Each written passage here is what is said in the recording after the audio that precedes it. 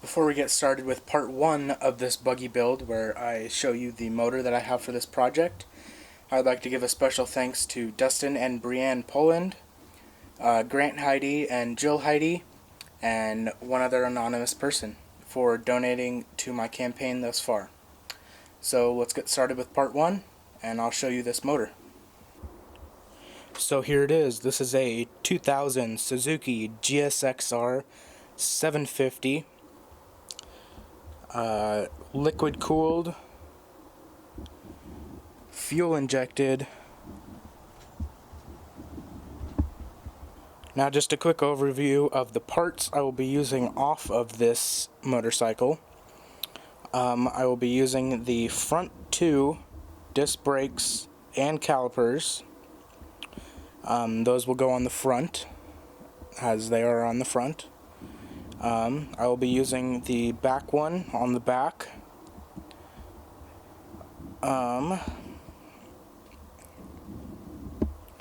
Now, the guy that I bought this from wanted $500 for it.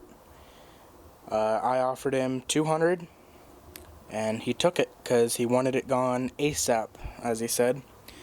So I got it for $200. Now it does turn over. I checked. There is just a wire going straight to the starter right there. There's no solenoid, which there's supposed to be a solenoid, so the second you touch this to the battery, it just starts cranking over and making sparks, which is, fun. A lot of it is here. My theory is that, so the guy I bought it from had it sitting in his yard for a year. He didn't touch it. He was planning on doing the same thing I'm doing, building a little go-kart out of it. He just never got around to it, and he needed the space, so I grabbed it. The guy before him didn't have the title for it, so I don't have the title for it. He said that he just wanted it gone, so the guy that I bought it from took it from him, and then never touched it. My theory is the original owner crashed it. As you can see, there's a massive dent right there, and it's not supposed to, not supposed to be like that. And there's a giant scrape right on the bottom of the stator cover.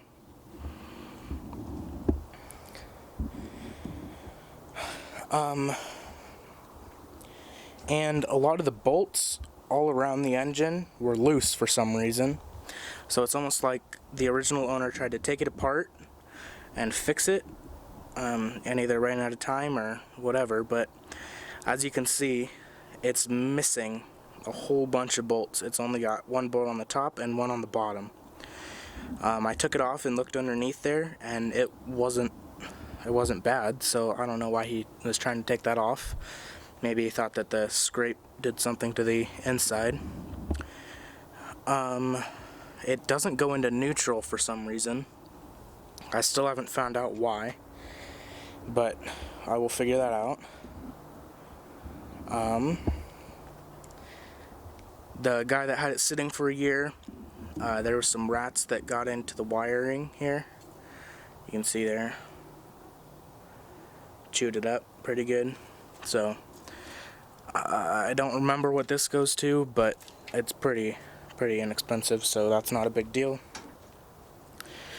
But as you can see, there's empty plugs laying around. Like, this goes to the solenoid. So like this is I believe it's the air intake temperature sensor. So yeah, I know what all the plugs go to. I just gotta, get the parts to plug them into.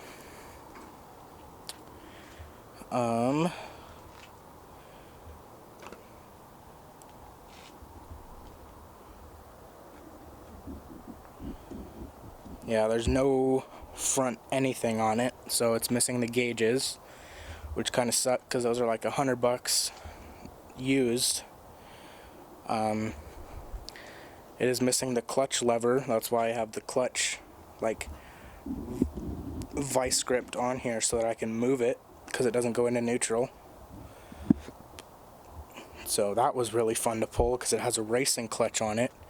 So it's tighter than normal clutches, so it reduces slip on the track.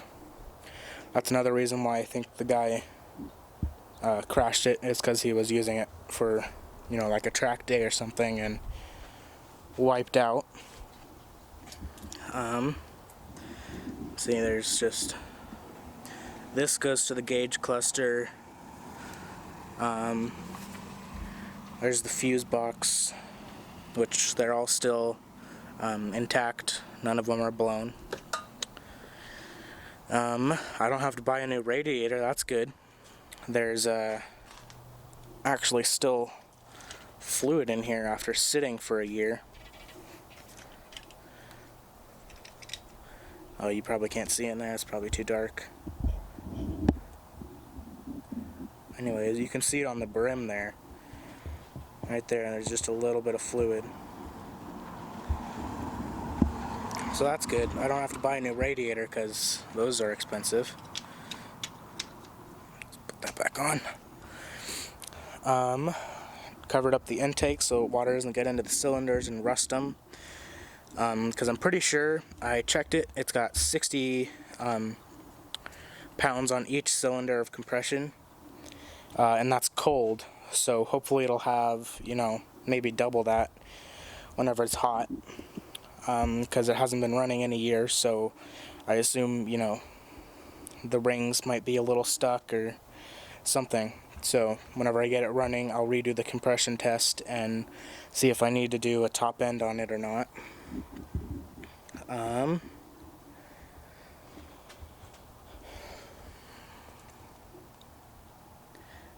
Yeah, the oil pan, the wet sump on the bottom, has a pretty big leak. That's why I have the pan underneath it.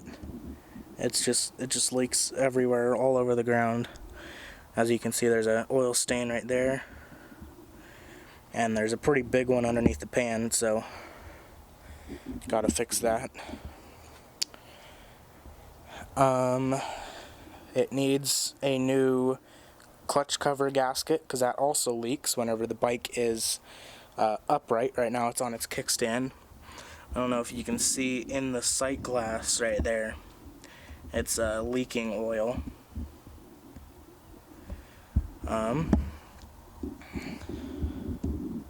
So I need probably just do all the accessible gaskets. I might do the head gasket because it's been sitting for a while, so you never know.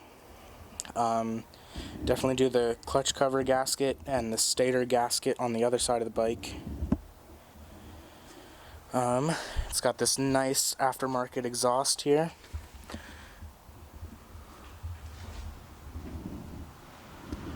And the guy I bought it from also gave me this gas tank, which I will put a picture up on the screen right now. It's pretty disgusting inside.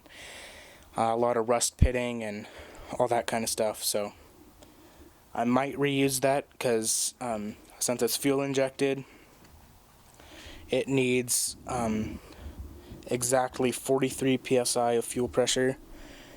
If it's too much, it'll open the injectors and it will misfire, and if it's too little, the injectors won't fire at all. So I found a fuel pressure regulator and fuel pump that I can use for this project in case I don't get that cleaned, because a whole fuel pump and regulator assembly for this tank that goes in the bottom right there is about $200 used, so I don't really want to spend that whenever I can spend $60 on a whole new regulator and fuel pump. It also came with the rear cowling thing for it, which I've obviously I don't need. So my plan is to not take this out yet.